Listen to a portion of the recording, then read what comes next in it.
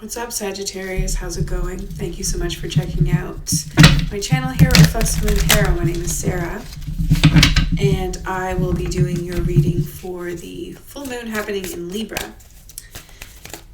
We are actually starting off with some oracle cards using the Moonology deck, just to set the tone for this reading. It always helps to provide a little direction, where to take things, or something to look back to, refer back to. We have the end of a tough cycle is approaching. That is the full moon in Capricorn vibes. So it's been difficult for you. It's been difficult for maybe people in your environment.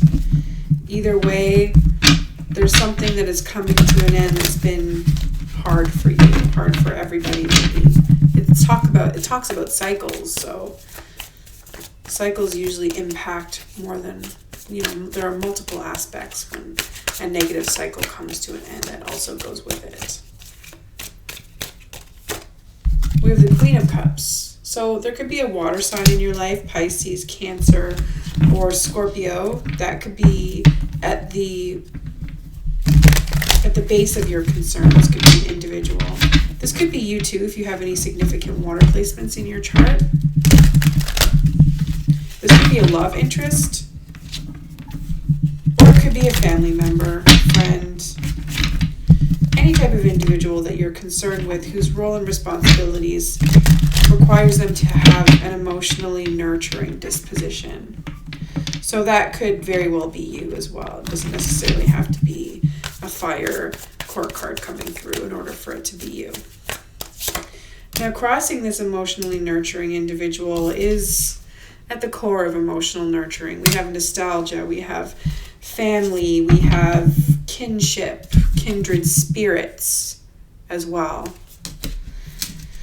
So you may feel, like I'm feeling a disconnect when it comes to this. Like you're missing that on some level, or that's what you want to manifest. That's what you want the end of this tough cycle to sort of rekindle these really great vibes from these cards.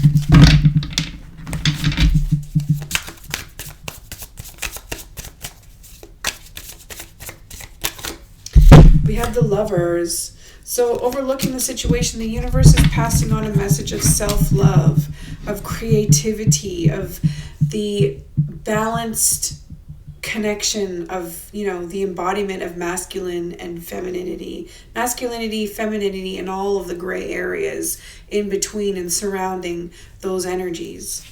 So self-love really is at the core of the Lovers card. It's about making good choices in love and that are centered in you coming first. You taking care of yourself. You expressing yourself in a way that embodies asserting your worth, your sense of worth, sense of self-worth. Now within, and it's tricky right now for you a little bit. Within, there's this the intentions that you've set, the work that you've done, the energy that you have put out for the purpose of self-love or choosing you, it's not solid enough. Like subconsciously, you don't believe what it is that you want to embody. It's like you're in a period of faking it until you make it. So now that you have maybe accomplished some level of faking it until you make it, you really need to authenticate the reality of it being real. You need to make it real. You need to make your energy output real. There needs to be turnaround. So this could also be that you don't feel satisfied. You're like the universe is mirroring self-love to you. You have this wonderful, nostalgic, emotionally nurturing energy, but there's something in your when you're in activation mode, you're not feeling activated. You're not connecting with it. Maybe you're not recognizing the turnaround or how far you've come, what it is that you've accomplished. You need to embody that. You need to, like, if you've accomplished a lot, for example, if self-love is the name of your game, like, what are you going to do if you've accomplished so much? How does it look if your body is, like, if you haven't taken care of yourself, or if all you focus on is your body and you're not really matching spiritually or emotionally? I don't think emotionally this is the case, but spiritually, your strength, your sense of purpose, self-purpose might be off on some level, despite being emotionally present to others and physically fit. So there's so many ways that you can look at that. At least two, right? Okay, so temperance, keeping your emotions in flux. And this is your energy right here. So you've mastered that, which makes absolute sense given that you are Sagittarius. Balanced emotions, healthy attachments and detachments, and always maintaining that flux. Now, moving forward, there's a certain level of impatience that you're feeling. Like, you just want something to be done, or you may find yourself in a situation where you rush into something and you weren't ready. Like, the fruits of your labor were not ready to pick, and you did that, and you're eating bitter fruit. You could be bitter about something. Find yourself in a situation where you're bitter about something.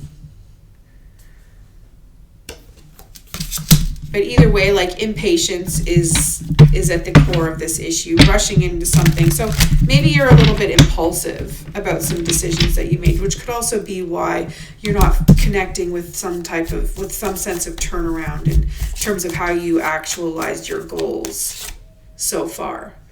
Your attitude, interestingly, is, so we have, the Queen of Cups at the core of your concern. Your attitude towards your concern is not matching. Like, what are you going to do with a reverse King of Cups and a Queen of Cups? This person is emotionally manipulative. They manipulate people. And it doesn't necessarily have to be, like, in a super, super bad way. But it's almost like it could be something as simple and basic as just not telling somebody that they were going to do something, and then it make somebody feel bad, right? Or this could even be the type of person that is the class clown, and all they do is make everybody laugh. They just do they just do jokes and jokes after jokes. Like, everything is pure jokes. They're all about making the room happy, and it does not reflect anything that they're about, really. It's just it's like sort of a facade to cover up any type of sadness or lack thereof that they're experiencing.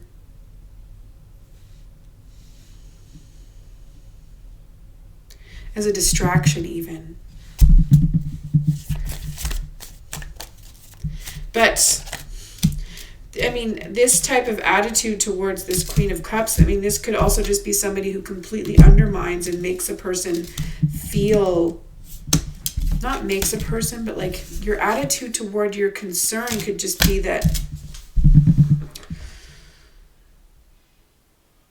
you're not taking your capacity for nurturing others seriously, and you're not nurturing yourself in turn.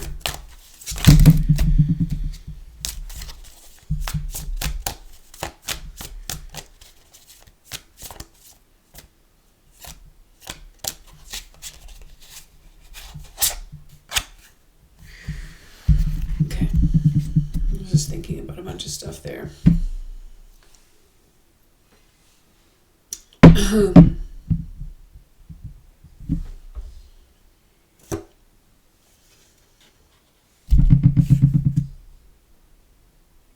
We have the Two of the Two of Swords reversed, the way that people see you, they feel like that you're not prepared. You maybe often show up unprepared, which could be why this King is reversed. Okay. I'm trying to figure this out because it means something. And I'm just like, I feel like I was missing the mark. But this 100% is emotional dysregulation. And you might be the type of person that can point somebody in the direction of emotional regulation, like maybe even with ease sometimes, because you're relatable. But you are not at all showing up for yourself, and people can see that. So if you want to show people that you are literally the king that you are, and it doesn't matter what gender you are, it's just like that you are royalty in your world, in your sphere, you need to show up for yourself better. You need to do better because you can do better. So what does that mean? What is causing your emotional dysregulation? You need to talk to somebody about that and deal with it. It's not something that anybody should pussyfoot around. That's for sure. No matter how old you are. Like, no matter how old you are, you can take the rest of your life seriously today, right? It's as simple as that. We have the Fool. So you do have a fear of embarking on a new journey, maybe. Maybe you're done with the new, and that could hold you back on some level. You have a fear of the unknown. What does it look like having, your shit totally together? Maybe, your state of chaos is what works for you. It's like your addiction on some level, and everybody has that. But it's so interesting how you, like, on one hand, being the fabulous Sagittarius that you are, like, really have your shit together with detachment and showing up for other people and being relatable. On the other hand, it's almost just like when you are, it's like your vice. I wouldn't be surprised if the devil shows up. It's like your vice is just kind of chucking all that energy out the window when it comes to you. And that can manifest in so many different ways. That can be that you just decide at some point that you are going to be deviant on some level and make shitty choices that get you into trouble. Like risky behavior. Risky behavior can be so many different things. Yeah. You're avoiding the ending of your risky behavior. It's like you just gotta hold on and, like, keep everything together. Like, very Four of Pentacles energy I'm feeling as well.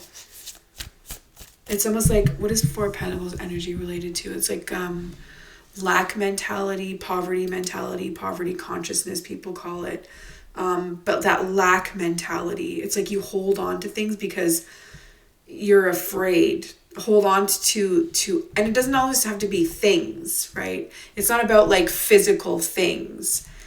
It's about ideas, about ideologies. It's about ways of thinking, and also behaviors, like compulsive behaviors too, even. That's what I'm feeling. It's bigger than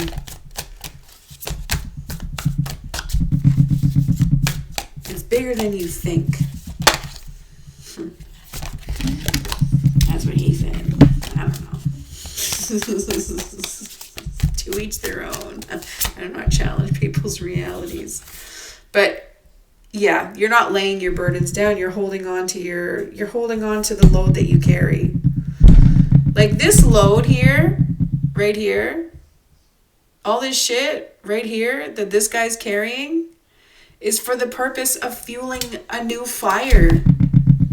How are you going to fuel your new fire if you don't put your bundle down of wood, right?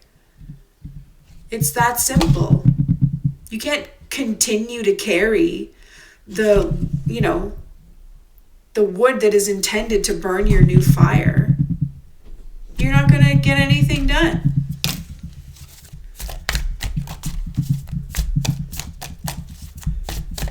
Or like maybe there's this new fire that you dream of that you're just not allowing to grow because you're too busy clinging to the fucking fuel.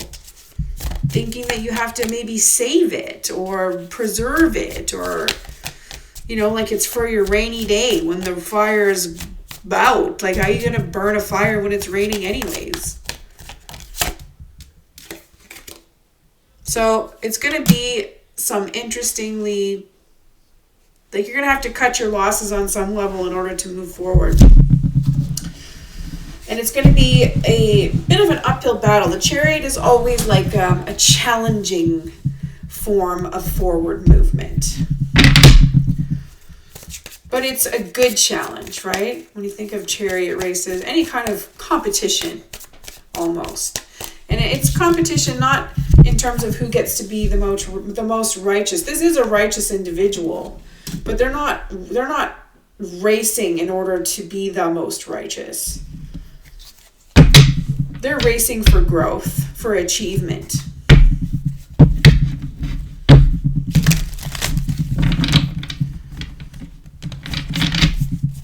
To take their shit to the next level. And to sort of champion what it is that they know and what it is that they stand for. And you got this. You're the star. The star of the show. You are a balanced form of give and take. Like, you have the capacity to create, a sustainable level of energy that shows up. Like, the sun is a star. The sun is the sustainable energy that we source ourselves on. And, it's all about just shining as bright as you possibly can and knowing that your light does not get put out until your walk here is done. So you need to shine bright. Shine bright like a diamond. You're beautiful like diamonds in the sky. Shine bright to the moon. Just kidding. I love Rihanna. Thank you so much for sharing your gift of music. Let's see what we got here. So it will come to an end. Something will come to an end for you. You are, change is inevitable. But you just got to stop resisting it. You got to mature up your mindset. And maybe not even mature up, it's just like level it up. Like, this can sometimes be associated with like a young vibe, like an immature vibe. But it's also just like getting up with the times as well. Transforming yourself so that you can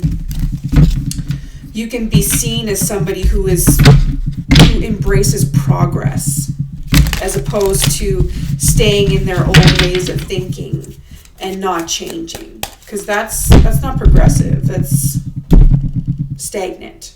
So making a decision on where you want to focus that energy first should be the name of your game. And it's going to be tough. This cycle has been tough. But there is 100% a light at the end of the tunnel for you. So it's just a matter of getting yourself there, Sagittarius. All right, so let's pull some oracle to conclude this fabulous retro tarot affirmations deck.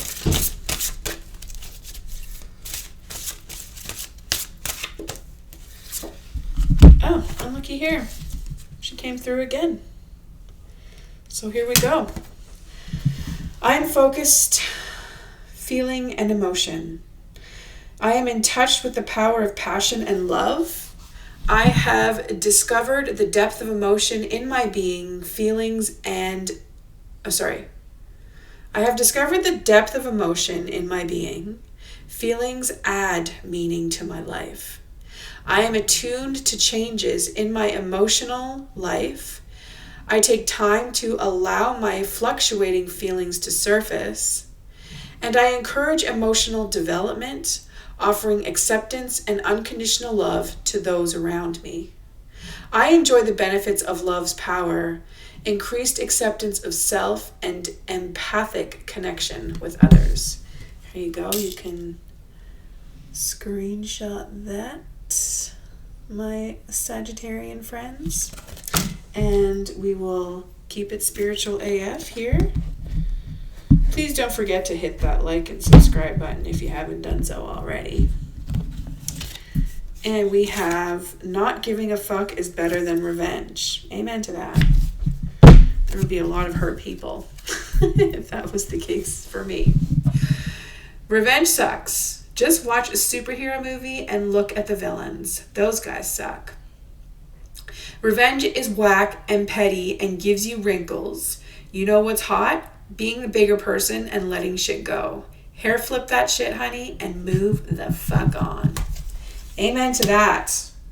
All right? Happy lunar eclipse, Sagittarius.